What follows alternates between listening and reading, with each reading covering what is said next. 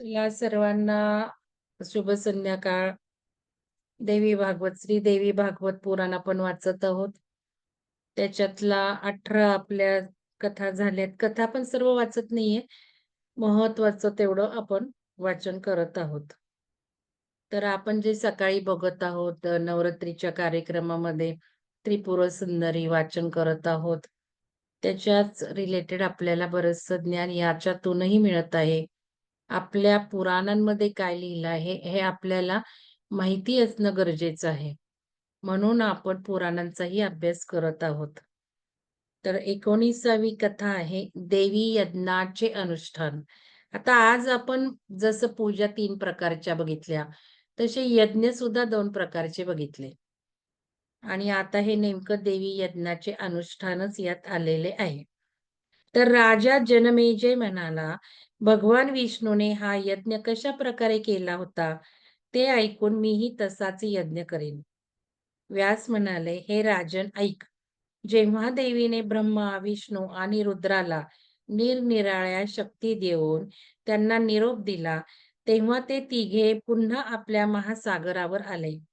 तेथे त्यांनी पृथ्वीची उत्पत्ती करून स्वतःची निवासस्थाने स्थापना केली. देवीने पृथ्वीला अचल आधार शक्ती दिल्यामुळे तिचे धरा हे नाव रूढ झाले. पुढे मही, पृथ्वी ही नावेही तिची रूढ झाली.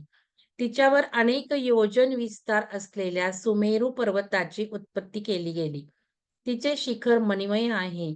मरीची, नारद, अत्री, पुलत्स्य, पुलह, ऋतू, दक्ष आणि वसिष्ठ हे ब्रह्मदेवाचे प्रसिद्ध पुत्र झाले. मरीचीचा पुत्र कश्यप होता आणि दक्षाला 13 कन्या झाल्या. आता आपण इथे गोत्र म्हणतो ते पण आपल्याला कळेल की ऋषी मुनींच्या हिच्यावरूनच आपले गोत्र ठरले गेलेत.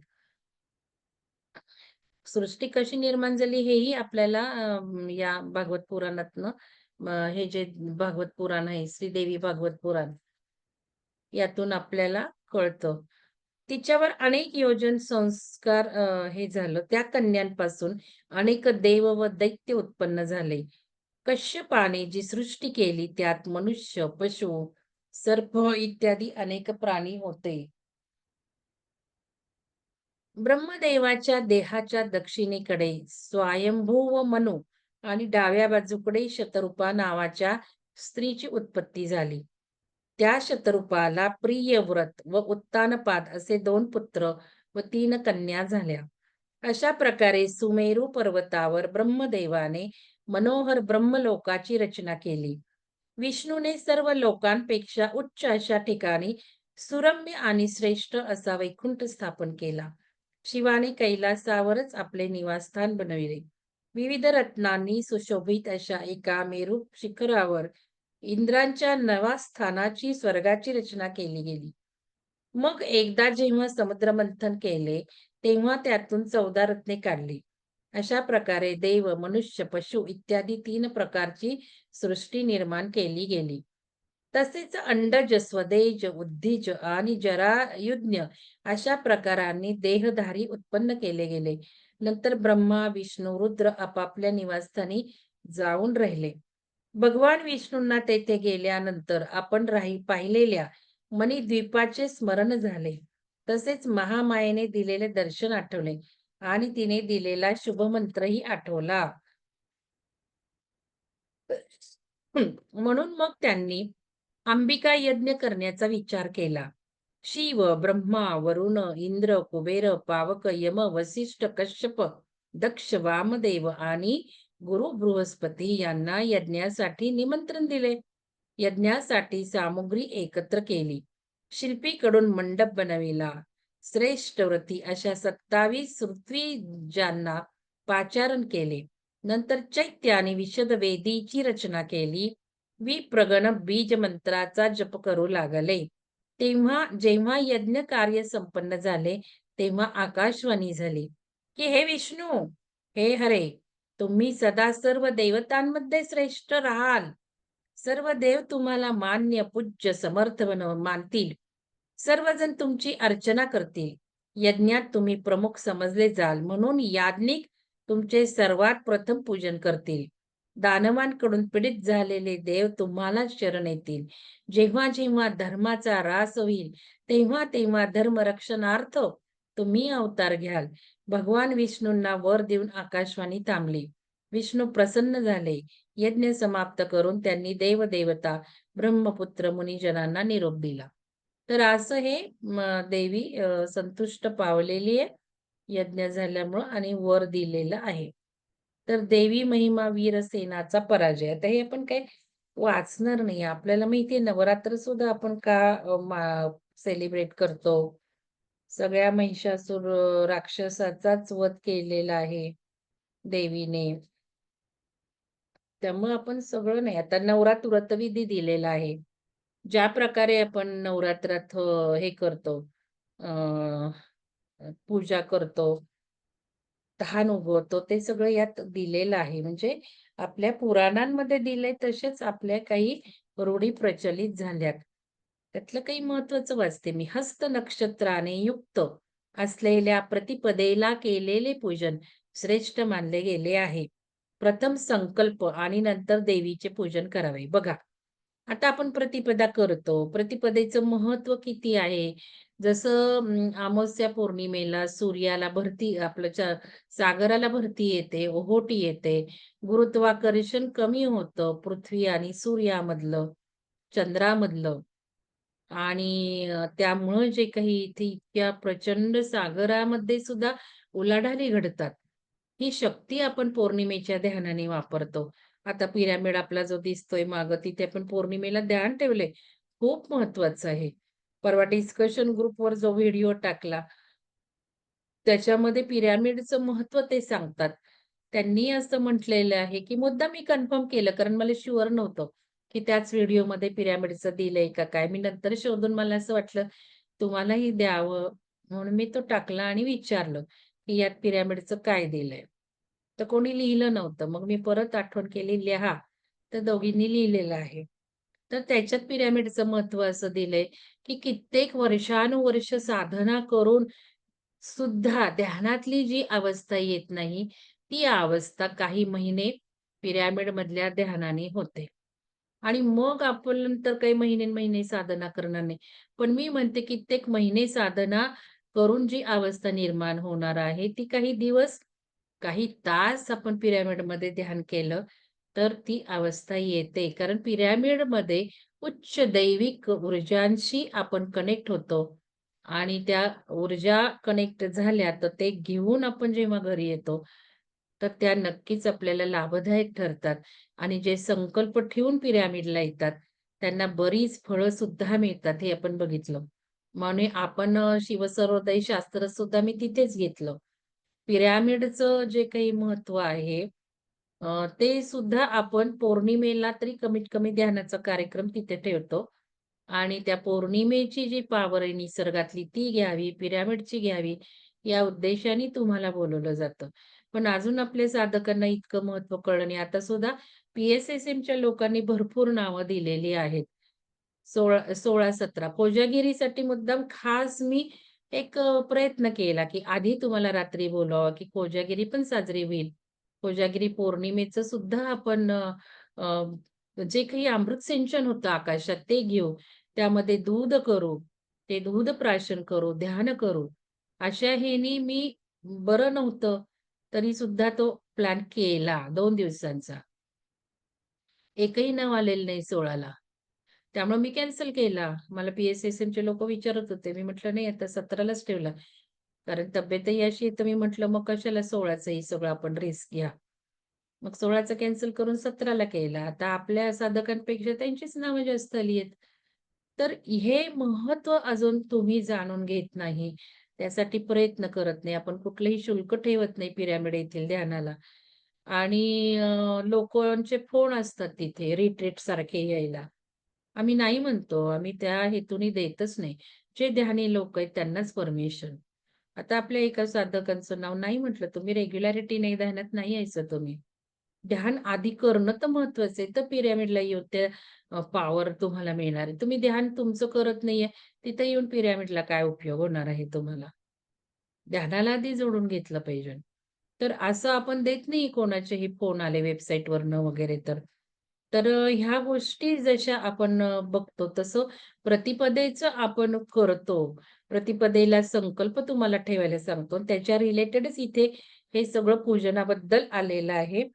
सगळं आपण नवरात्रीचं जे पूजन करतो त्यात हे सांगितलंय आणि त्यात हे प्रतिपदेचं लिहिलेलं आहे, की प्रतिपदेला केलेले पूजन श्रेष्ठ मानलेले आहे.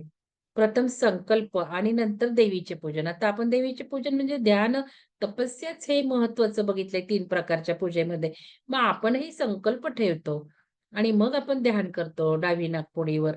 उजव्याही नाकपुडीवर करायचं असतं, पण डाव्या नाकपुडीवर संकल्प फलित होतात म्हणून ते जास्त करतात. पण उजव्या नाकपुडीवरही करायच्या 4 वेळा असतात त्या प्रतिपदेच्या. तर म्हणून मी हे तुम्हाला सांगते. आपल्या कुवतीप्रमाणे दान द्यावे. धन असताना कृपणता करू नये. दानाचंही आपण महत्त्व बघितलं. आणि इथेही या पूजेमध्ये लिहिलेलं आहे, की कुवतीप्रमाणे दान करावं. धन असताना कृपणता करू नये आणि बऱ्याच जणींनी पितृपंधरवड्यात हे दान मी म्हटल्या क्षणी केलेलं आहे. माझा जो दानाचा संकल्प मी त्या प्रतिपदेला लिहिला होता, तो अजून बघते मी, पण तो केव्हाच पार पडून दुप्पट-तिप्पट झालेली असणार आहे अमाउंट. इतकं तुम्ही सहकार्य केलं, तर त्या सगळ्यांचे धन्यवाद. पण तसंच नवरात्रात सुद्धा दानाचा विचार जरूर करा. इथे दानाला सुद्धा नवरात्रीत महत्त्व आहेच आहे आणि इथे हे लिहिलेलं आहे. तर हे ज्यांनी दिलं नाही त्यांनी तर जरूर विचार करावा. या नवरात्रीत दसऱ्याच्या किंवा दसऱ्याला काही संकल्प ठेवून दान करा. पिरामिडला या. कार्यक्रम ठेवलेला आहे. त्यासाठी काही खटपट करा, संकल्प ठेवा आणि पिरामिडला या.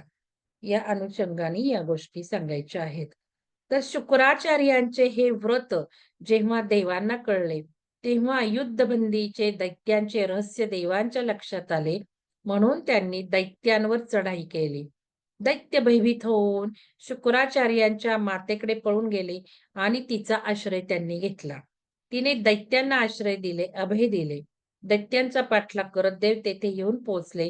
तेव्हा दैत्यांचा संहार होताना पाहून तिने तिथे आलेल्या सर्व देवांना आपल्या तपोबलाने निद्रिस्त केले. विष्णूने इंद्राला आपला आश्रय दिला. तेव्हा चिडून जाऊन शुक्राचार्यांच्या मातेने इंद्रांसाठी विष्णूला मारण्याचे ठरवले. पण ती त्याला मारू शकली नाही. विष्णूच्या सुदर्शन चक्राने तिला जमिनीवर लोळविले. आपल्याला माहिती आहे ना, आता हे दसरा आपण का साजरा करतो? नवरात्रीत काय झालेलं आहे ॲक्चुअली? तर हीच कथा इथे दिलेली आहे. त्यामुळे मी काही कथा वाचत बसले नाही. तर आता अष्टमीला होम असतो, नवमीला होम असतो नवरात्रामध्ये. त्याला सुद्धा खूप महत्त्व आहे आणि आपणही ध्यानातनं होम करतोय. ते पण सर्वोत्कृष्ट प्रकारचा आपण होमयज्ञ करतच आहोत या नवरात्रात. विष्णूला भृगूचा शाप, दैत्यांचा पराभव, अप्सरांना आश्वासन, त्रस्त पृथ्वीचे देवलोकात गमन, वसुदेव देवकी विवाह, देवकीच्या प्रथम पुत्राचा वध. आपल्याला माहिती आहे ना श्रीकृष्णाचा जन्म हे आपण सगळं बघितलेलं आहे. टीव्हीवर पण पाहतो. वाचन केलंय आपल्याला माहिती आहे. आता 36वा आहे पराशक्तीची सर्वज्ञता. आता पराशक्ती पण आपण बघितली. परापूजा सुद्धा आपण केली. तर पराशक्तीची सर्वज्ञता. जनमेजय म्हणाला, "हे मुनिश्रेष्ठ, श्रीकृष्णासारख्या विष्णूच्या अशा अवतारी व्यक्तीला दुःख भोगावे लागलेले ऐकून मनाला फार विस्मय वाटतो." व्यास म्हणाले, "हे राजा, माया बलवती असते. ती बुद्धीला मोहित करते. मनुष्य जन्म घेतला की मानवी गुण असणे स्वाभाविकच आहे. पूर्वजन्मी कोणी का असेना, मनुष्य योनीत आल्यावर त्याला त्याच गुणांच्या अधीन राहावं लागते. क्षुधा, पिपासा, निद्रा, भय, तंद्रा, शोक, संशय, हर्ष, अभिमान, वृद्धावस्था, मृत्यू, अज्ञान, ग्लानी, प्रीती, ईर्ष्या, असूया, मद आणि श्रम हे सर्वच मनुष्य शरीरात विद्यमान असतात. श्रीकृष्णातही हे सर्व भाव विद्यमान होते. त्यात आश्चर्य वाटण्यासारखे काहीच नाही. प्रथम त्याला कंस भयाने गोकुळात जावे लागले. नंतर जरासंधाच्या भयाने मथुरा सोडावी लागली. आणि द्वारकेला पळावे लागले. तेथे रुक्मिणी हरणासारखा अधर्म करावा लागला. रुक्मिणी हरण केलं. कारण रुक्मिणी ही शिशुपालाची वाग्दत्त वधू होते. श्रीकृष्ण ही सनातन धर्माचे ज्ञाते असूनही त्यांनी रुक्मिणीचे हरण केले. शंबराने तिच्या पुत्राचे हरण केले. तेव्हा त्याने शोकही केला. जेव्हा देवीने त्याला शिशु जिवंत आहे असे आश्वासन दिले, तेव्हा तो प्रसन्न चित्ताने निष्काळजी झाला. म्हणजे देव सुद्धा जेव्हा पृथ्वीवर जन्म घेतात, त्यांना सुद्धा कित्येक कष्टाला सामोरे झाले. मी तुम्हाला म्हटलं, कृष्णाला सुद्धा जन्म तुरुंगात झाला, तुरुंगवासात काढलं. किती आता इथे सुद्धा कृष्णाचं सगळं वर्णन आहे. त्याला सुद्धा हे जे काही मनुष्य जन्माचं आहे, निंद्रा, भय, तंद्रा, शोक, संशय हे सर्व गुण होतेच. म्हणून मनुष्याचा जो काही देह आहे, त्याला जे काही भोगायचं आहे, ते भोगावंच लागतं. भले देवता सुद्धा खाली येईनात का? राम आहे, सीता आहे. यांनी तर 14 वर्ष अनुभवला. आपण कोण? आपण माहिती नाही आपण कुठल्या प्लॅनेटवरनं आलेलो आहोत. तर हे सर्व आपल्याला भोगावंच लागतं. यातून पार करावंच लागतं. जे आपण कर्म करतो, त्याचे फळं आपल्याला प्राप्त होतातच. कुठलंही शरीर असं नाही, की अजरामर होणार आहे. कुठलंही शरीर असं नाही, की त्याला रोग नसतात. कमी जास्त प्रमाणात रोग होऊन, दुर्धर होऊन, हे सामान्य जे शरीर आहे, स्थूल स्वरूपातलं, ते सोडावंच लागतं. त्याचा त्याग करावाच लागतो. तर हे आपल्याला ह्याच्यातून कळतं. तर आता परब्रह्म स्वरूपिणी माया त्यांना त्यांच्या पूर्वसंचिताप्रमाणे देत राहते. मग ही जी माया आहे, आपण म्हणतो मायेत अडकलोय, मायेत अडकलोय. तर आपलं पूर्वसंचित काय, आपली कर्म काय, त्याप्रमाणेच ही प्रेरणा देत राहते. ती माया विषय, भाव आणि निर्दयतेच्या पलीकडे असते. करुणा ही तिची स्थायी भाव असते. जर ती देवी या चराचर विश्वाला उत्पन्न न करता तसेच जड रूपात ठेवली, तर कोठेच चेतना शिल्लक न राहता सारे विश्व जड स्वरूप होऊन स्थित राहते. म्हणून ती ज्या ज्या जीवांना उत्पन्न करते, त्या सर्वांविषयी तिच्या मनात दयाभावच असतो. ती नेहमी शुभ प्रेरणाच देत राहते. म्हणून अशा या स्वतंत्र स्वेच्छापूर्वक राहणाऱ्या महेश्वरी सर्वात्मना देवीचे स्मरण करावे, तिची सेवा करावी. सदैव मी शोकरहित ब्रह्म आहे, अशा विचाराने राहावे. बघा, सदैव कसं आपल्याला राहायला जमलं पाहिजे, तर मी शोकरहित ब्रह्म आहे, अशा विचाराने राहावे. कोणाशीही भेदभाव करू नये. त्या जगदंबेचे चिंतन करावे. गुरुमुखाने वेदांत श्रवण इत्यादींनी त्या भगवतीला जाणून घ्यावे. एकाग्र चित्ताने त्या आत्मरूपिणी अंबिकेचे चिंतन करावे. म्हणजे मुक्ती प्राप्त होते. हे राजा, तुझ्या विविध प्रश्नांची उत्तरे मी दिली आहेत. आता तुला आणखी काय ऐकण्याची इच्छा आहे? बोल, हे जनमेजया. हे पुण्यप्रद पुरातन परम अद्भुत आख्यान मी तुला सांगितले आहे. तर हे इथे वर्णन दिलेलं आहे, की कशाप्रकारे आपले भाव असले पाहिजेत. कसं ही चेतना शिल्लक न राहता सारे विश्व जडरूप होऊन स्थित राहते. तर परब्रह्मिणीचा दयाभाव याच्यात सांगितला आहे. आपण भेदभाव करू नये, चिंतन करू नये, जगदंबेचे चिंतन करावे. इथे एक आजचा अनुभव सांगते. मी तुम्हाला सांगितलं काल आता मला काय त्रास झाला, कशा पद्धतीने झाला आणि त्याचं कारण काय होतं. इतक्या 2 वर्षात तुम्ही मला बघितलं. मला असं होत नसतं आणि ते माझ्या मनात माझ्याबद्दलच जास्त स्वाभिमान ट्रिपमध्ये येत होता किंवा काय येत होते, ते सगळं दाखवलं मला देऊन. त्याचं एक कारण, दुसरं पण एक कारण मी सांगितलं, की कसा संसर्ग ऊर्जेतून होतो. जेव्हा त्या व्यक्तीबद्दल मी थोडंसं करुणा हे केली किंवा प्रार्थना, व्हायब्रेशन्स पाठवल्या, त्यामुळे माझ्यापर्यंत हा त्रास आला. आणि मग काल मी रात्री शेवटी आणि ध्यान माझं झालं नाही प्रवासात असताना 10 दिवस यावेळेला नाही ध्यान झालं. कारण तिथे पण पाऊस होता आणि खूप चालणं होतं. बाकीच्या ट्रिपमध्ये मी ध्यान करत होते. इथे मी केलं थोडं. जेव्हा प्रवास होत होता तसा लो व्हायब्रेशन पाठवणं, प्रेम पाठवणं, सगळ्यांचं ascension smoothly, protected, safe, secured हे सगळं चालूच होतं. पण ध्यान आपलं ते काही झालं नाही या 10 दिवसात. आणि मग इथे आलं आणि ते कसं थोडंसं झालं. ते तुम्ही बघितलं. शेवटी मी कालपासून ध्यान करते. तर आज मला पुष्कळसं बरं वाटतं आणि ती जी ऊर्जा होती, त्या ऊर्जेला सुद्धा मी ध्यानातनं हे केलं बाहेर आणि पंचतत्व घेतलं. गौरव भैय्यांना मी टाकलं होतं, तर त्यांनी मला मेथीदाणा दिला आणि मी हे 2 मेथीदाणे काल लावले आणि आजही लावले. तर पुष्कळ फरक दोन्ही गोष्टींनी ध्यानाने आणि ह्यानी सुद्धा पडलेला आहे. तर त्यामध्ये एक चर्चा अशी झाली की ऊर्जा आपला जो ग्रुप आहे तो कसा कार्यरत करतो, हे आम्ही या गोष्टी अनुषंगाने मी सांगते.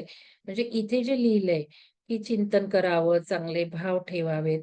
तर काही वेळेला आपण खूप अधीन जर झालो आणि दुसऱ्यांसाठी जर काही केलं, मी जसं व्हायब्रेशन पाठवले, हे केले, तर ते आपल्यावर परत येतायत ऊर्जा बॅक, हे मला तुम्हाला सांगायचंय. म्हणजे आपण सगळं शिकतो, पण हा भाग सुद्धा आता शिकला गेला पाहिजे.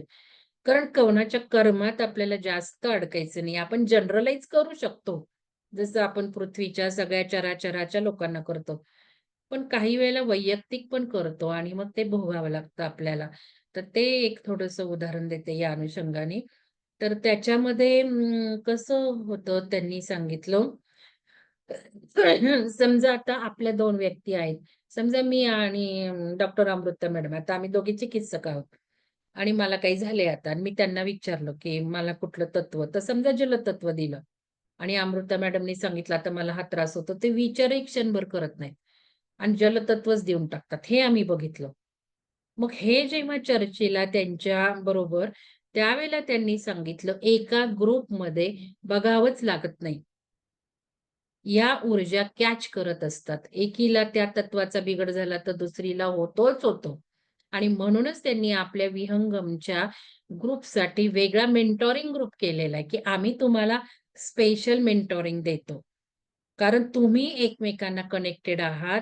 तुम्हाला एकमेकींचा जो काही पंचतत्व तुम्ही द्याल चिकित्सा, ती भरपूर लगेच लागू पडणार आहे. कारण आपण कनेक्टेड आहोत. कनेक्टेड असल्यामुळे पंचतत्व लगेच लागू पडणार आहे आणि त्यांना पण कळणार आहे. बघा, हे मंगल मॅडमना जल दिलं, तर अमृता मॅडमना हे पण त्यांचे हेतू होते.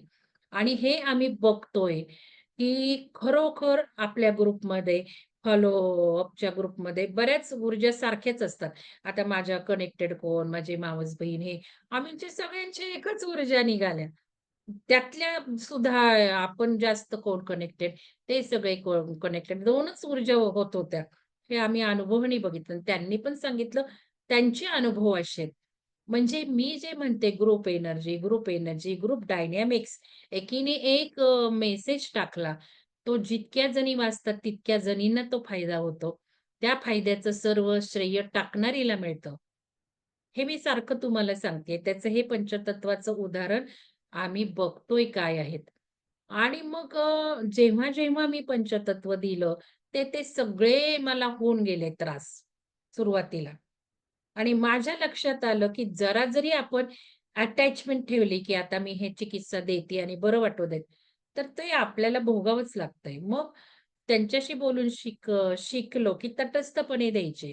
काही वाटूनच घ्यायचं नाही, की हे तत्व हिचं बिघाड झालंय आणि मग काय विचार करतोय आणि बरं वाटू देत, काही नाही. सरेंडर होऊन, की तुझं नशीब तुला.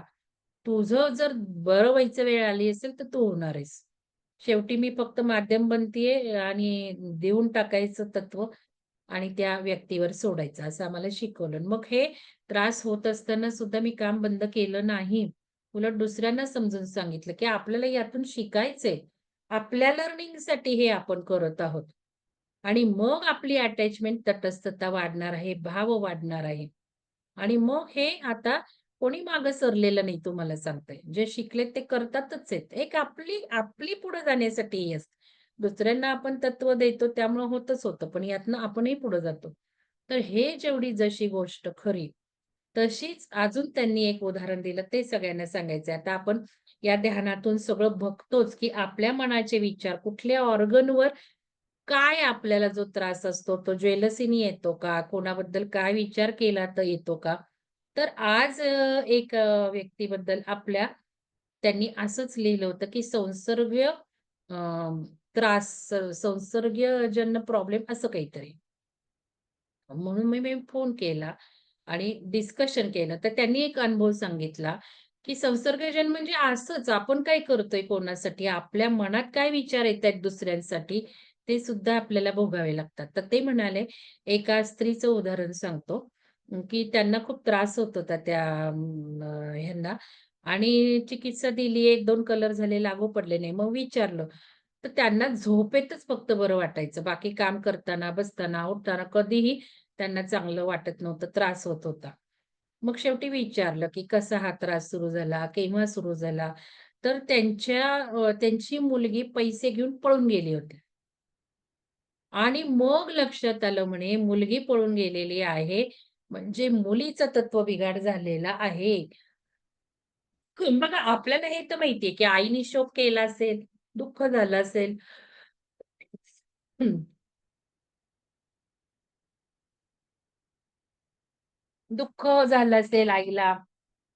त्या विचारांचा फरक पडला असेल, प्रभाव पडला असेल आणि मग त्रास सुरू झाला असेल. हे आपण पटतंय. आपण हे डिस्कशन केलंय. पण मुलीचं तत्वबिघाड झालाय हे मला नवीनच कळलं आज, की मुलगी पैसे घेऊन पळून गेली, तर या मुलीचा तत्वबिघाड झाला. आणि मुलगी म्हणजे वायुतत्व म्हणे वायुतत्व दिलं लगेच बरी झाली. म्हणजे या गोष्टी खूप शिकायला मिळतात आणि आचार्यजींनी जे आपल्याला शिकवलं, दोनदा येऊन कार्यक्रमात ते अतिशय महान ज्ञान दिलेलं आहे. म्हणजे हे जे पंचतत्व आज आपण वाचतोय या सकाळच्या पण साधनेतून किंवा डिस्कशन मधून 6 तत्व आहेत तिथे मन 6वं आज्ञाचक्राचं आणि मग या मनाचे विचार करूनच ही तत्व पण बिघाड होतात बघा ना. आणि म्हणूनच आपण ज्यावेळेला मेसेज टाकतो, आपण ज्यावेळेला चांगलं लिहितो, त्यावेळेला नक्कीच ते तत्व बॅलन्स नाही का करत आपण? चांगले विचार करून त्या मनाचे, त्या आज्ञाचक्राच्या रिलेटेड बुद्धीवर विचार करून. तर या सगळ्या गोष्टी आहेत. म्हणून इथे दया भाव जो निर्माण करायचा आहे, तो करायचा आहे म्हणजे आपण सगळ्यांना देतो जनरलाइज त्याने काही होत नाही. पण पर्टिक्युलरली एखादीला बरं वाटू देत आणि हिला हे होऊ देत. असं केलं तर ते आपल्याला पण भोगावं लागतं. या ऊर्जा खूप स्ट्राँग झाल्यात आता. आता मला अमृता मॅडम म्हटल्या 2 चंद्र दिसले. कोणाकोणाला दिसले चॅट बॉक्समध्ये टाका. जे काही आपण म्हणत होतो, मी म्हणत होते आता चंद्रापासून प्रेम घ्यायचंय, ग्रह बदलतायत सगळे. तर त्यांच्या म्हणण्यात आलं, की 2 चंद्र दिसले. तुम्हाला दिसले का? आणि ही काही आश्चर्य नाही. हे सगळे बदल होत आहेत. कारण आता ब्रह्मांडच बदलतंय. आपण सुद्धा ब्रह्मांडाचं क्रिएशन करतोय. नवीन युगाचं क्रिएशन आपण करतोय. आपल्याला हवं तसं. त्यामुळे तुम्हाला जरूर जे छान वाटतंय, ते आपण क्रिएट करायचं आहे. तर हे सर्व आता तो चंद्रच आहे का दुसरं काही आहे हा मात्र विचार करावा लागेल हां. कारण बरेच स्ट्रक्चर बदलतायत भौगोलिक. अजून एक सांगितलं त्यांनी, त्यांचं आणि माझं डिस्कशन झालं. मी त्यांना फोन केला. परवा मी म्हटलं होतं, मी कंबोडियाला गेले. ते ड्रॅगन लाईन. त्यांना म्हटलं, "काय होतं तुमच्या म्हणण्यात आलं होतं ड्रॅगन लाईन ॲक्टिव्हेशन." तर जगामध्ये अशी काही स्थळं आहेत, जपान, रशिया काही-काही सांगितली त्यांनी. की ते ड्रॅगन लाईन ॲक्टिव्हेशन सुरू झालेलं आहे आता. आणि कंबोडियाला गेल्यावर मला हे कळलं. त्यामुळे मला वाटलं तुम्हाला माहिती असेल म्हणून तुम्ही गेलात. म्हटलं तसं नाही झालं. ॲक्चुअली मी युरोप आणि हे सगळं केलं. दक्षिण भारत, नॉर्थ इंडिया त्यावेळेला तरी मला कुठं हे माहिती होतं. आणि नंतर मला अजेंडा कळला, की त्या सगळ्या स्थळांचं ॲक्टिव्हेशन होतं. म्हणजे मला त्या शक्तीने बोलून जसं आता आपल्याला सुलक्षणा मॅडमचं आपण बघितलं. त्यांना बोलवून घेतलं. योगिक कथामृत त्यांनी वाचलं. त्यांना म्हटलं ध्यानातनं प्रकरणं काढा. त्यांनी तीच काढली. कलकत्त्याची, ह्याची आणि लगेच त्यांना तिकडं जायची संधी मिळाली. जे किती वर्ष त्यांचा तो योग येत नव्हता आणि तिथे पण त्यांना त्या ऊर्जेने बोलून घेऊन त्यांना ती ऊर्जा प्रदान केली. त्यांच्याकडनं आपल्याला आली. म्हणजे एक छोटं कृत्य त्यांनी योगी कथामृत केले आणि किती त्यांच्या स्टेप्स पुढे गेल्या. योगी कथामृत आलं त्याच वेळेला मी म्हटलं, "हे असं नाही आलेलं. काही संकल्प घेऊन आलेलं आहे." तर तसंच मला पार्लरवाली सहज म्हटली, की "तुम्ही व्हिएतनाम बघितलं का? व्हिएतनाम खूप सुंदर आहे." मग माझ्या ते डोक्यात बसलं, की व्हिएतनाम सुंदर आहे म्हणून मी व्हिएतनाम प्लॅन केलं. आणि मग 2 ट्रिप होत्या केसरीच्या. एक व्हिएतनाम आणि एक व्हिएतनाम, कंबोडिया. मग मी म्हटलं, "कंबोडियाला काय माझ्या मुलाला?" आणि यांना सहज विचारलं. मग त्यांनी काय ते बघितलं आणि सांगितलं, की कंबोडियाला सगळ्या जगातलं महान मंदिर आहे. झालं मला तेवढंच पुरलं. की मग नुसतं व्हिएतनाम नाही घ्यायची, मग कंबोडिया घ्यायची. आणि असं करून जाताना कुठेतरी इन्स्टिंक्ट्स निर्माण झाल्या, की ही सुद्धा ट्रिप साधी नाहीये. ही सुद्धा काहीतरी हेतूनी घडतीये. आणि तिथं गेल्यावर गाईड सांगतो, की ड्रॅगन लाईन आणि मग माझ्या लक्षात आलं काटाला, अरे मॅडम बोलल्या होत्या काहीतरी आहे म्हणजे हे सुद्धा प्रयोजन. आज त्यांच्याशी बोलल्यावर त्या म्हटल्या जपान, रशिया काय-काय ठिकाणी ते ड्रॅगन आहे. मग म्हटलं भारताचं कुठं आहे? त्या म्हणे होतं कंबोडिया त्यात सुद्धा. आता मी ते शोधतीये काही सर्च करून, कुठं मिळतंय हे ड्रॅगन लाईन ॲक्टिव्हेशन. आणि मग ते कंबोडियाचं तेवढं जे ते सगळं मंदिर आहे त्याचे कॉलमच त्या ड्रॅगन शेपमध्ये आहे. ते पण स्थळ या जागतिक ड्रॅगनच्या ॲक्टिव्हेशन खाली आहे. म्हणजे किती महायोग होतं मला त्या शक्तीने तिथे बोलवून नेलं. म्हणजे मला सुद्धा लाईट बीइंग मानलं जाऊन ऊर्जा माझ्याकडनं काम करवून घेतायत. हे पुन्हा एकदा सिद्ध झालं कंबोडियाला जाऊन आल्यामुळं. आणि ते जे टेम्पल आहे ते आपल्याच हिंदू राजांनी बांधलेलं आहे. मग आता मला प्रवास वर्णन लिहायचंय म्हणून मी त्यांना फोन करून विचारायला लागले, की मला हे लिहून ठेवलं पाहिजे ना, नोंद केली पाहिजे ना. मला हे जाणून घेतलं पाहिजे आणि मी जेव्हा लिहीन, तेव्हा परत निसर्गात हे व्हायब्रेशन सोडेल मी, की मला अशा हेतूसाठी जाणं झालं. मी भलं तिथे काम केलं, ऊर्जा दिली, हे दिलं. पण हे सुद्धा लिहिणं गरजेचं आहे. त्याच्यावर स्टॅम्प मारणं गरजेचं आहे. नेचरमधनं सोडणं गरजेचं आहे. म्हणजे जे काही झालं त्याचे अजून द्विगुणित फायदे होणार आहेत. त्याच्यासाठी माझी धडपड चाललेली आहे. तर या सर्व गोष्टी आपला जो भाव असतो इथे लिहिलेला, त्या भावाला खूप महत्त्व आहे. आणि मग हे वर्णन आपण नुसतं वाचतो म्हणून मी विश्लेषण करते. जे काही आपण वाचतो ते आपल्या प्रॅक्टिकल जीवनात आपल्याला लावता आलं पाहिजे. आणि प्रॅक्टिकल जीवनात लावता आलं तरच आपण जे काही अज्ञान घेतो, तो उपयोग. नाहीतर नुसतं ऐकून श्रवण करून काय उपयोग आहे? तर महिषासुराला वरदान आता 37व आहे. व्यास म्हणाले, "हे राजा, महिषासूर नावाच्या एका दैत्याने एकदा सुमेरू पर्वतावर जाऊन घोर तप केले होते. त्याचे तप पाहून ब्रह्मदेव संतुष्ट झाले आणि त्यांनी त्याला वर मागण्यास सांगितले. तू जी वस्तू मागशील ती मी तुला देईन." असे ब्रह्मदेव म्हणाले. तेव्हा तो महिषी नामक दैत्य म्हणाला, "पितामह, आपण मला अमरत्व द्या. मला अमर होण्याची इच्छा आहे." ब्रह्मदेवांनी त्याला समजून सांगितले, "जो जन्मला त्याला मृत्यू येणारच आणि जो मरतो त्याला पुनर्जन्म प्राप्त होतोच. कारण सांसारिक जीवांना जन्म आणि मृत्यू ही कर्मे अवश्यभावी आहेत. म्हणून अमरत्व सोडून अन्य काही माग." महिषी म्हणाला, "जर असे संभव नसले, तर मला देव, दानव किंवा मनुष्य यांच्यापैकी कोणत्याही पुरुषाकडून मृत्यू येऊ नये. मरण आवश्यकच असले, तर मला हा वर दे, कारण स्त्रीला काही मला मारणे शक्य होणार नाही." ब्रह्मदेव वर देऊन तिथून निघून गेले आणि महिषासुरही प्रसन्न मनाने आपल्या राज्यात निघून गेला. आणि मग आपल्याला माहिती हे नवरात्र, हा दसरा सगळा महिषासुराचा जो वध देवीने केलाय, त्याच्या प्रित्यर्थ आपण सेलिब्रेशन्स करतो. दिव्य तेजाच्या रूपाने देवीचे प्रकटणे, देवीद्वारा देवीची स्तुती, देवांद्वारे देवीची स्तुती. आता सगळं देव जे आहे ते देवीला सगळी अस्त्र देतात या महिषासुराचा वध करण्यासाठी. आता नारी रूपाने त्यांचा प्रतिकार केलाच तरच तो हरण्याची शक्यता आहे. म्हणून आपण सर्व मिळून त्या पराशक्ती भगवतीची प्रार्थना करूयात. कारण सर्व देव जातात विष्णूकडं आणि विष्णूंना म्हणतात, "तुम्हीच वर दिलाय त्याला. आता तुम्हीच सांगा आम्ही कसा त्याचा वध करू?" आणि मग विष्णू म्हणतात, की देवीच्याच रूपात म्हणजे नारीच्याच रूपात वध होणार आहे आणि म्हणून आपण सर्व मिळून त्या पराशक्ती भगवतीची प्रार्थना करू, असे विष्णूच म्हणतात. त्याप्रमाणे प्रार्थना केल्यावर त्यांच्यासमोर तेजस्विनी अशी देवी प्रकट झाली. ती त्रिगुणात्मिकता साक्षात महालक्ष्मी होती. आता त्रिगुणात्मिका, त्रिपुर सुंदरी, त्रीचा अर्थ आपण बघितला. त्या त्रीच्या ट्रायंगलचा अर्थ आपण बघितला. म्हणजे काय? त्रि म्हणजे हे ब्रह्मा, विष्णू, महेश निर्मिती करणे, पालन-पोषण करणे आणि संहार करणे. हे 3 गुण म्हणूनच आपण ते आपल्या ध्यानातून सारखे आपल्या या 3 गुणांना आपण धार लावतोय. आपण ती पूजा करतोय 3 गुणांची. त्रिगुणात्मिकता साक्षात महालक्ष्मी होती. तिला 18 हात होते. आता हे सगळं आयुध देतात देव सगळे. दैत्य मंत्री व देवीचा संवाद. खूप दिवस हे युद्ध चालू आहे. ते सगळे डिटेल्स आपल्याला माहिती आहे. कित्येक राक्षसांचा त्याच्या आधी संहार झाला. मग महिषासूरपर्यंत पोहोचलेला आहे. तर हे सगळे डिटेल मी वाचणार नाहीये.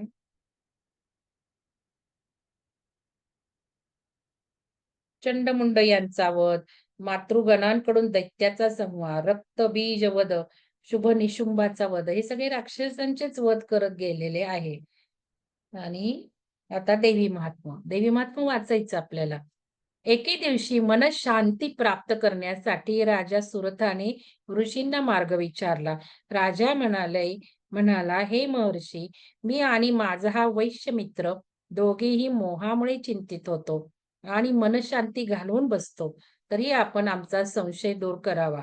त्यावर ऋषी म्हणाले, हे राजा, मी तुला बंधन आणि मोक्ष यांची कारणे सांगतो. सर्व देव, मनुष्य, गंधर्व, उरग, राक्षस, वृक्ष, लता, पशु, पक्षी, मृग इत्यादी मायेच्या पाशात राहतात आणि आपल्या कर्मांप्रमाणे बंधन वा मोक्ष प्राप्त करत असतात. म्हणजे आपलं कर्मच महत्व सगळ्या गोष्टींना. ब्रह्मा, विष्णू, महेश हे परम ज्ञानी असूनही रागाच्या बंधनात गुरफटले जातात आणि विश्वात भ्रमण करीत राहतात. तसे पाहिले तर ते महामाया, मोह अथवा ज्ञान दोन्ही उत्पन्न करू शकतात. महामाया, मोह किंवा ज्ञान दोन्ही उत्पन्न करू शकतात. राजा म्हणाला, आपण त्याचे स्वरूप आणि श्रेष्ठ बल याविषयी सांगाल का? ऋषी म्हणाले, ते तर अनादी आहे, त्यामुळे कधीच ते उत्पन्न होत नाही. ती पराशक्ती नित्य कारणांशीही कारण आहे. त्या शक्तीच्या क्षीण होण्याने प्राणी निर्जीव होतो. ती ब्रह्मरूपिणी सर्व प्राणी मात्रात चित्रूपाने असते. देवांना मदत करण्याचे कार्य तिचा आविर्भाव किंवा तिरोभाव या दोन्हीमुळे होत असतो. म्हणूनच संकटे निवार करण्यासाठी ती विविध रूप घेत असते आणि आपले रूप शक्ती प्रकट करीत असते. देवी कधी दैवाधीन नसते. देव आणि दैत्य मात्र दैवाधीन असतात. ती काळाच्या अधीन राहत नाही व पुरुषार्थाच्या साह्याने आपले सर्व कार्य करीत असते. पुरुष या संपूर्ण विश्वाचा द्रष्टा आहे, पण सृष्टा नाही होऊ शकत. बघा, म्हणून पुरुष आणि प्रकृती या दोन गोष्टी आपण वेगळ्या मानतो. ती सत्य, असत्य स्वरूपी देवीच या दिसणाऱ्या विश्वाची जननी आहे. ती ब्रह्मांड रूप नाटक रचून परमपुरुषाला प्रसन्न करते. तो जेव्हा प्रसन्न होतो, तेव्हा ती या विश्वाचा अंत करते. ब्रह्मा, विष्णू, महेश तिघे नाममात्र सृष्टा, पालक तसेच संहारक आहेत. कारण तीच त्यांना प्रेरणा देते. तिनेच सरस्वती, गिरिजा आणि लक्ष्मी रूपिणी आपल्या शक्तींनी या त्रिदेवांना संपन्न केले आहे. म्हणूनच हे तिन्ही देव त्या भगवतीचे पूजन करतात. कारण त्यांनाही ज्ञान आहे, ज्ञात आहे. सृष्टी, स्थिती, विनाश यांचे सामर्थ्य त्या भगवतीमध्येच आहे. आता देवीची आराधना कशी करावी? भगवतीचे प्रत्यक्ष दर्शन, त्रिशिराची तपश्चर्या, त्रिशिराचा वध, वृत्रासुराची तपश्चर्या, वरप्राप्ती, वृत्रासुराचा वध, देवीचे वरदान, नहुषाला इंद्रपद प्राप्ती, नहुषाचे पतन, चौव्हानांना पुरुषार्थ प्राप्ती, अश्विद्यांना सोमपान उपलब्धी, विश्वामित्रांची कठोरता, रेवती बलराम विवाह, हरिश्चंद्रोपाख्यान, विश्वामित्राचे कपट, विश्वामित्राची कठोरता, रोहिताश्वाचा मृत्यू, हरिश्चंद्राचे स्वर्गारोहण, हे सगळं आपल्याला वाचायची गरज नाही. कथा वाचणार नाही मी. तुम्हाला आवडलं, वाचावंसं वाटतं, तुम्ही घेऊन ते वाचन करू शकता. कारण आपल्याला भरपूर महत्त्वाचे ज्ञान घ्यायचे. हे आपलं पुराणातलं जे काही महत्त्वाचं आहे ते आपण वाचतोय. आता 71वा आहे सिद्धपीठ आणि शक्ती. हे मात्र आपल्याला माहिती हवंय. सिद्धपीठ आणि शक्ती. ब्रह्मदेवाच्या आज्ञेने वनात गेलेले ते ब्रह्मदेवाचे पुत्र हिमालयात जाऊन भगवतीच्या बीज मंत्राचा जप करू लागले. जप करता करता बराच काळ लोटला, तेव्हा प्रसन्न होऊन देवीने त्यांना दर्शन दिले. विनयपूर्वक दक्ष आदी ब्रह्मदेवाच्या पुत्रांनी तिला नमस्कार केला. तेव्हा देवी प्रसन्न होऊन त्यांना म्हणाली, वर मागा. त्यांनी विष्णू आणि शिव यांना शक्तियुक्त करण्याची विनंती केली. मग दक्ष म्हणाला, हे देवी, माझ्या कुलात तू जन्म घे. तसेच तुझ्या निरनिराळ्या स्थानांची माहिती आणि तुझा पूजाविधीही आम्हाला कथन कर. देवीने सांगितले, माझ्या प्रेरणेने गौरी आणि लक्ष्मी या शक्ती उत्पन्न होतील. तसेच मला प्रसन्न करणारा मंत्र माया बीज मंत्र आहे. माझ्या पूजेचे स्थान संपूर्ण विश्व आहे. ध्यानाला योग्य स्वरूप, विराट रूप, सच्चिदानंद स्वरूप किंवा तुझ्या किंवा तुझ्या समोर आता असलेले प्रत्यक्ष रूप आहे. म्हणजे देवीनी सांगितलं, विराट रूप मी सर्व विश्वभर आहे. आपण म्हणतो ना, सर्व ठिकाणी देवी आहे. आता देवांनी सुद्धा देवीची आराधना केली. आता देवी पूजनाचे प्रसंग वाचते मी. हिमालयाने भगवतीला म्हटले, "आता तू आपल्या पूजनाचा सम्यक विधी सांगण्याची कृपा कर." श्रीदेवी म्हटली, "माझी पूजा बाह्य आणि अभ्यंतर अशा 2 प्रकारची आहे." आता बघा, ही देवीनीच स्वतः सांगितलेलं पुराणातलं मी वाचतीये. श्रीदेवी म्हणाली, "माझी पूजा बाह्य आणि अभ्यंतर अशा 2 प्रकारची आहे. बाह्य पूजेचेही 2 प्रकार आहेत, वैदिकी आणि तांत्रिकी. मूर्तिभेदामुळे वैदिकी पूजेचेही आणखी 2 प्रकार आहेत. वैदिकी पूजा वैदिक कार्यपद्धतीने करतात. तंत्रोक्त पूजा तांत्रिकी असते. वैदिकी पूजा करायची म्हणजे प्रथम शांत आणि सावधान चित्ताने दंभ आणि अहंभाव सोडून द्यायचे. आणि देवीचे रूप मनात आणायचे. मन एकाग्र करायचे आणि तशा स्थितीत जप, ध्यान, पूजन जे काही करायचे असेल ते करायचे. म्हणजे मनात देवी रूप आठवून. जी व्यक्ती सर्व विषयांचा त्याग करून मला शरण येते किंवा अहंकार सोडून देऊन प्राणी मात्रांवर दया करते, अशा व्यक्ती त्या संन्यासी असोत, वानप्रस्थी असोत, अगर ब्रह्मचारी व गृहस्थ असोत, मी त्यांच्या अज्ञानांधकाराला ज्ञानसूयेने नष्ट करते. असा हा वैदिक विधी आहे. आता दुसरा प्रकार मूर्ती, वेदी, सूर्य, चंद्राचे मंडल, जल, बाणाकार चिन्ह, तंत्र, महानपट किंवा हृदय कमलावर माझ्यात परात्पराचे ध्यान करावे. या हृदय कमलावर ध्यान करावे किंवा सगुण रूपाचे म्हणजे सौंदर्यमयी संपूर्ण शृंगारांनी सुशोभित भक्तांच्या दुःखाने कातर झालेली प्रसन्न वदना, डोक्यावर चंद्र आणि मोर मुकुट धारण केलेली, पाश अंकुशवर अभय मुद्राधारिणी, परमानंद रूपिणी अशा प्रकारे ध्यान करणाराने श्रद्धेनुसार द्रव्य एकत्र करून माझे पूजन करावे. अभ्यंतर पूजा ज्ञानात विलीन होते आणि उपाधिरहित ज्ञान माझे परमरूप आहे. म्हणून आपले आश्रयरहित चित्त माझ्या ज्ञानमय स्वरूपाशी संलग्न करावे. एकाग्र चित्ताने माझे केलेले चिंतन हे जन्म मरण क्रिया नाहीशी करते. आपण हे तर बघितलंच आहे त्रिपुर सुंदरीच्या विश्लेषणामध्ये. पण आता भगवती पुराणमध्ये सुद्धा आपण बघत आहोत काय देवीच सांगत आहे. भागवत पुराणामध्ये श्रीदेवी भागवत पुराणामध्ये देवीच सांगते काय? पूजन विधान आणि फलश्रुती 76वा पाठ आहे. मग आपण ध्यान करू आता हे झालं की. श्रीदेवी म्हणाली, "आता ब्रह्मपूजा प्रातःकाली उठून" जे आपण करतोय प्रातःकाली उठून मस्तकातील ब्रह्मरंध्रात मस्तकातील ब्रह्मरंध्रात एका उज्ज्वल कमलाचे ध्यान करावे. कापराप्रमाणे पांढऱ्या शुभ्र रंगाच्या कमळात गुरुदेवांचे ध्यान चिंतावे. नंतर कुंडलित देवीचे ध्यान करावे. आता आपण हे करतोय. आता आज एक काही चर्चा झाल्या त्यावरून सांगते, की एका मॅडमची शंका होती, "मॅडम तुम्ही हे सगळं लिहायला सांगता. मग काही वाटलं नाही का? प्रत्येक वेळेला ध्यानात अनुभव येतो, प्रत्येक वेळेला छान वाटतं असं नाही. मग ध्यानात काही वाटलं नाही तर मग लिहायचं का?" तर मी त्या मॅडमला म्हटले, "मी सारखी सांगतीये, माल मसाला लावू नका, माल मसाला लावू नका, फाकट पसारा लिहू नका आणि सत्य तेच लिहा." हे मी सारखी सांगते. कारण मला माहिती आहे हे कन्फ्युजन कोणाच्या तरी मनात निर्माण होणारच आहे, की हे की मॅडम म्हणतात भाव तोच आपल्याला जो काही आपण भाव ठेवतो, ज्या काही भावना मनात निर्माण करतो, ते म्हणजे वस्तुस्थिती रियालिटी क्रिएट करणार. म्हणजे मला जे हवं आहे, ते मी प्राप्त केलेलंच आहे, अशा ह्याच्यात मी राहिले तर मला मिळणार.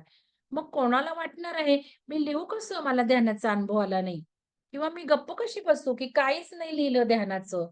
मग मी लिहिते बाबा मला शांत वाटलं, मला छान वाटलं, मला खूप असं झालं, तसं झालं. हे कन्फ्युजन होणार हे मला माहिती आहे. पण ते अनुभवाच्या वेळी नाही लिहायचंय. मी सांगतेय टाहो फोडून, की सत्य ते लिहा. आध्यात्मिक ठिकाणी आपण आहोत. खोटं लिहायचं नाहीये. कॉपी करू नका. वाटलं तरच लिहा. अनुभव आला तरच लिहा. जेवढा आला तेवढाच लिहा. आणि मी सांगितलंय बऱ्याचदा, की तुमच्या स्थिती मला कळतात. जसं मी तुम्हाला ध्यानात बघते एकदा पिरॅमिडला होतं हे. ऑनलाईन काही तुम्ही व्हिडिओ ऑन ठेवत नाही. जेव्हा मी बघते तुम्हाला पिरॅमिडला, त्यावेळेला मला तुमची स्थिती कळते आणि त्याही पलीकडे तुम्ही ध्यान करता, ध्यान करत नाही हे सुद्धा मला कळतं आणि इन्स्टिंक्ट सुद्धा येतात. तुमच्या मनात काही आलं किंवा तुमचं काय आहे, आपण बघितलं. झोपेतनं उठून श्रद्धा चापेकर मॅडमनी मेसेज टाकला, तर झोपेतनं उठून मी कनेक्ट झालेली आहे. तर इतकं आहे. आणि जर तुमचं ध्यान होत नाही, तुम्ही करत नाही, मग मला ज्या मॅडम फोन करून विचारत होत्या, त्यांना मी म्हटलं, "मॅडम, कित्येक लोकं खोटं लिहितायत. मला कळतंय कोण खोटं लिहितंय. तसं कित्येक लोकं नुसतं जॉइन होतायत, हेही मला कळतं." म्हणजे कसं आहे, की समजा मी म्हटलं, की सकाळी म्हणा किंवा दुपारी म्हणा, जॉइन झाले आणि झोप लागलीये, तर ते वेगळी गोष्ट म्हटलं. कोणी-कोणी झोपून जातंय, ती गोष्ट वेगळी. पण काही जण नुसतं मला दाखवायला किंवा प्रेझेंटी दाखवायला जसं मुलं असतात ना, तसं म्हटलं काही लोकं करतायत. हेही मला कळतंय. कनेक्शन करायला म्हणून करतात म्हटलं. आणि काही त्यांचं ध्यान-बिन चाललेलं नसतं म्हटलं. दुपारी सुद्धा म्हटलं कनेक्शन करायचं आणि काही वेगळंच चालू असतं. तर हे मी त्यांच्याशी बोलले. या गोष्टी मला कळतात. तर त्या पण हो म्हटल्या. आणि दुसरं त्याचबरोबर मला आता हे सगळं सांगण्याचं म्हणजे मी त्यांना म्हटलं, "मॅडम, इतकं सोपं आहे ना, सकाळचं ध्यान पर्टिक्युलरली, की हेडफोन ठेवून झोपायचं आहे आणि उठण्याची सुद्धा काही गरज नाही." काही लोकं आळशी आहेत आपल्याकडं. काही लोकांना उठवत नाही. काही लोकांना ध्यान मनातनच करावंसं वाटत नाही. अशा लोकांसाठी मी आता बोलतेय. त्यांनी फक्त हे लावायचं काय हेडफोन झोपलेल्या अवस्थेतच, पडलेल्या अवस्थेतच, झोपलेल्या म्हणजे फ्लॅट अवस्थेतच फक्त सकाळी अलार्म लावायचा आणि अलार्म लावून झाल्यानंतर, उठल्यानंतर फक्त हेडफोन लावून पडून राहायचं. 5 मिनिटं जरी ध्यान केलंय, श्वासाकडे बघितलंय, श्वास आला, गेला, आला, गेला. 5 मिनिटं जरी केलं आणि त्यानंतर झोप लागून गेली, तरी खूप फायदा होणार आहे. कारण वेळ सकाळची आहे. कारण ग्रुप एनर्जी आहे. आपण या एनर्जींना बोलवतोय त्यावेळेत. म्हणजे नुसतं आपण जे कनेक्टेड आहोत तेवढे नाही आहेत. अजून त्या ऊर्जा कनेक्ट होतात. मी हे शब्दप्रयोग जास्त वापरत नाही कारण आपल्याच ऊर्जेने आपण हे करतोय. पण त्या ऊर्जेंना सुद्धा निमंत्रित होऊन त्या सुद्धा आपल्यासाठी काम करतायत. कारण आपण काम करतोय सृष्टीसाठी म्हणून त्या ऊर्जा सुद्धा आपल्याला देतातच आहेत सपोर्ट. मग या ऊर्जेला, या ग्रुपला कनेक्ट होऊन 5 मिनिटं जरी ध्यान केलं आणि नंतर जरी झोप लागलेली आहे, तरी खूप काही घडणार आहे. ब्रह्ममुहूर्त आहे, सकाळची वेळ आहे, ग्रुप एनर्जी आहे, ती ऊर्जा आहे आणि श्वसनावर ध्यान केलेलं आहे. प्रत्येक वेळेला उठून बसलंच पाहिजे असं बसलं तर फायदा होणार आहे. बसलं तर कुंडलिनी ॲक्टिव्हेट होणार आहे. ते सगळं जाऊ द्यात. पण नाहीच उठवत, नाहीच आळशीचपणा आहे. तरी झोपलेल्या अवस्थेत, फ्लॅट अवस्थेत एवढं तरी 5 मिनिटं आपण ध्यान केलं आणि नंतर झोप लागलीये, तरी मी जे काही बडबडती आहे, जे काही माझे व्हायब्रेशन्स आहेत, ते काम करणारच आहेत. अमूल्य अशी कामगिरी होणार आहे. मग एवढं सुद्धा अवघड आहे का हो? कित्येक वेळा तुम्हाला मी सांगितलं, की ध्यानाला असं उठून बसूनच प्रॉपर ध्यान केलं पाहिजे, असं काही नाहीये सकाळचं तरी. आणि बरेच जण दुपारचा कार्यक्रम झोपून पडून कनेक्ट होतात, हेही मला माहिती आहे. ध्यान बरेच लोकं करत नाहीयेत. निम्मे लोकं तरी ध्यान करत नाहीयेत. 70 लोकं असेल तर 35 लोकं ध्यान करत नाहीयेत, मी तुम्हाला सांगते. मी बोलत नाही. पण मी तेच समाधान, की चला हळू हे उठतायत तरी, कनेक्ट तरी होतायत. मग ही झोप येऊ नये म्हणून असं बसलं पाहिजे. मग निदान 10 मिनिटं, 15 मिनिटं होईल. मग कुठं कंबर ताठेल, मग पडलं, मग ठीक आहे. तर या सगळ्या गोष्टी आज फोनवर झालेल्या आहेत एका मॅडम बरोबर. त्यांची शंका अनुभव कथनाची. तर आता पूजा पूजा पूजा विधान फलश्रुती. आता हे उद्या वाचू आपण. हे उद्या करूयात. आता ध्यान करायचं आहे. म्हणून आता तुम्ही आत्ताच्या ध्यानाला झोपू नका. उठून बसा. 10-15 मिनिटं तरी कमरेला ताण आला तर खाली पडा. मग फ्लॅट व्हा आणि हेडफोन जरूर वापरा. सकाळच्या ध्यानामध्ये हेडफोन जरूर वापरा. तुमचा जो काही फायदा आहे तो डबल होणार आहे हेडफोन जर लावला तर. ठीक आहे, चला आता आपण सकाळचंच ध्यान करायचं आहे.